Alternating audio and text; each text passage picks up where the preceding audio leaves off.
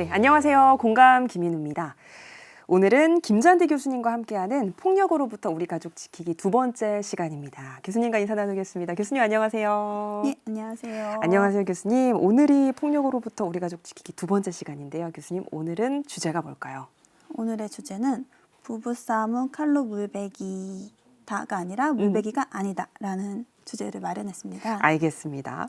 교수님, 우리가 지난 시간에 가정폭력의 개념, 특징을 좀 살펴봤는데 그때 말씀해 주신 걸 생각해 보면 가정폭력이 뭔가 우리가 생각했던 것보다 훨씬 개념도 좀 넓은 것 같았고 범위도 넓은 것 같았거든요.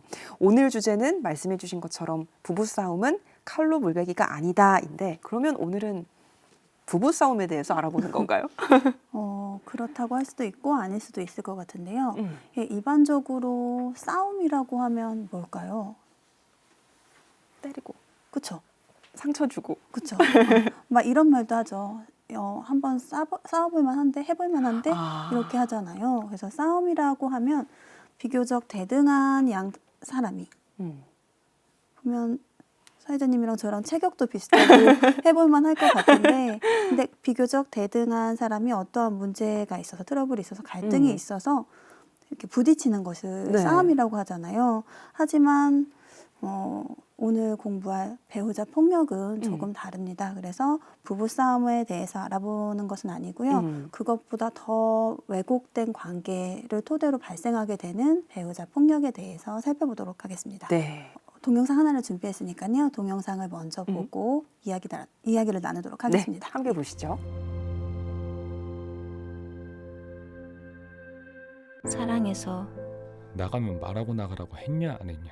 이해해서, 넌 왜 이렇게 말을 안 들어? 가정을 지키고 싶어서, 이번 달 생활비 한 푼도 없을 줄 알아라. 면접? 누가 너 보고 돈 보러 오래? 말할 수 없었던 폭력, 네 주제에 무슨 일이야 일은. 보이지 않는 야, 너 이 고지서 뭐야? 억압과 통제도 돈 쓸 때마다 나한테 허락받으라고 했지? 가정폭력입니다. 다 널 사랑하니까 그런 거야. 가정폭력은 범죄입니다. 네, 동영상을 보고 왔습니다, 교수님. 한마디로 말씀드리자면 배우자 폭력 그리고 부부싸움은 칼로 물베기일 수도 있습니다. 하지만 싸움이라고 하면 양 당사자가 힘이 거의 비슷하기 때문에 네. 치고 받고 이게 가능하지만 배우자 폭력은 아닙니다. 일방이 힘이 엄청 세고 일방은 힘이 약하기 때문에 힘이 센 사람이 약한 사람을 통제하거나 자기 마음대로 하거나 지배하려고 하는 경향이 있고요. 싸움은 양 당사자의 치고받고 이런 과정이 있지만 배우자 폭력은 강한 사람이 약자에게 일방적으로만 가해지는 그런 차이점이 있다고 할 수 있습니다. 그래서 때리는 사람은 때리고 폭력을 하는 사람은 폭력을 계속 휘두르게 되고 당하는 사람은 피해자는 계속 피해만 당하게 되는 구조라고 할 수 있습니다.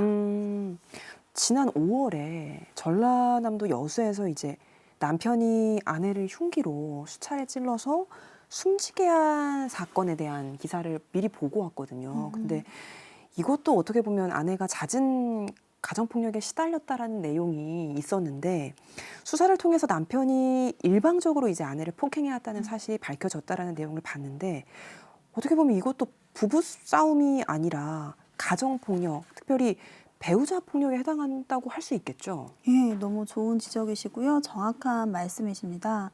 그래서 지난 시간에 이제 가정폭력이 무엇인지 종합적인 내용에 대해서 살펴보았는데요. 그중에서 배우자 폭력에 초점을 맞춰서 정의해보면 이렇습니다. 배우자 또는 배우자였던 사람 사이에 신체적, 정신적 또는 재산상 피해를 수반하는 행위라고 할 수 있고요. 말씀해주신 여수 사건은 명백한 가정폭력 살인사건이라고 할 수 있습니다. 그러면 궁금한 게 가정폭력으로 이제 살인사건이 벌어진 것과 일반적인 살인사건이 벌어졌을 때 처벌하는 방식이 같나요? 유감스럽지만 똑같습니다. 예, 존속살인죄라는 건 들어보셨죠? 네.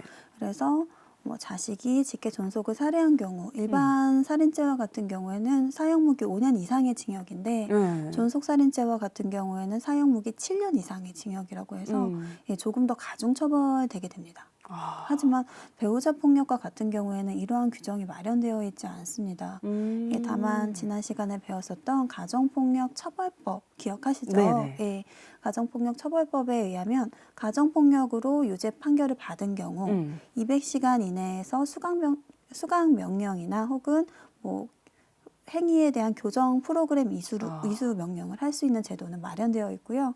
이것은 행위자의 과거의 잘못에 대한 처벌이라는 의미보다는 형벌은 아니고요. 보완 처분으로서 미래에 발생할 수 있는 범죄를 예방하고 방지하기 위한 보완 처분이라고 할 수 있습니다.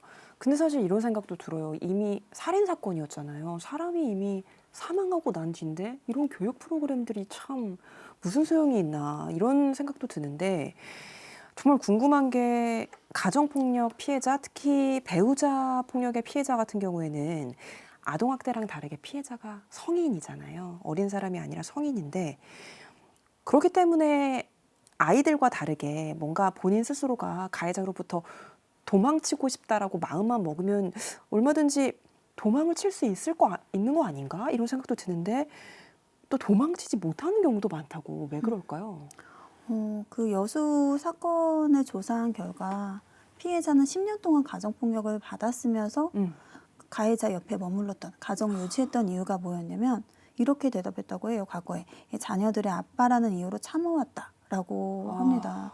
그래서 이제 가정폭력은 친밀한 관계에서 발생하기 때문에 사회적, 경제적, 정서적 유대 관계가 있고요. 서로 의존하는 관계를 지니고 있습니다. 그래서 가해자를 경찰에 신고해서 처벌을 받는 경우 오히려 이것이 피해자의 입장에서는 이익이 아니고 그리고 만약에 가해자가 처벌을 받으면 말 그대로 자신의 자녀를 전과자의 자녀로 만들 수도 있다고 생각을 해서 성인이고 얼마든지 손쉽게 경찰에 신고할 수 있고 도망칠 수 있음에도 불구하고 가정을 유지하거나 그냥 참거나 이런 경우가 많다고 합니다. 이 사건의 경우는 이제 아내가 피해자였으니까 엄마의 마음으로 내 자식까지 뭔가 가정폭력의 피해자라는 뭔가 꼬리표를 만들어주고 싶지 않은 그런 마음도 있었던 것 같네요. 네, 맞습니다. 근데 이게 제3자 입장에서 보면요, 교수님, 뭔가 가정폭력을 또 저지를 수 있는 가능성도 있을 것 같은데 안 그런가요?